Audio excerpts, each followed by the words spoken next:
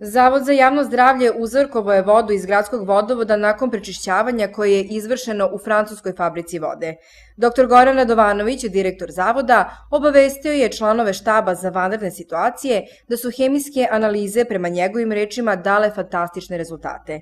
On je istakao da aparati u zavodu odavno nisu zabeležili bolje analize na hemijsku ispravnost vode. Prema svim dosadašnjim pokazateljima očekuje se da i mikrobiološka analiza, čiji se rezultati očekuju u četvrtak, pokaže ispravnost uzorkovane vode za piće, naglasio je dr. Radovanović. Grupa oficira pripadnika francuskog sektora civilne zaštite postavila je u Ćupriji sistem za preradu tehničke vode iz gradske mreže u pijaću. Sistem je prikačen na hidrant kod tehničke škole. Kada budu stigle sve potrebne analize, odatle će se voda distribuirati cisternama po gradu, a građani će moći i sami da dolaze po nju. Opština Ćuprija i štab za vanredne situacije, Zavod za javno zdravlje i javna preduzeća pružili su Francuzima svu potrebnu logistiku kako bi ovaj posao bio uspešno završen.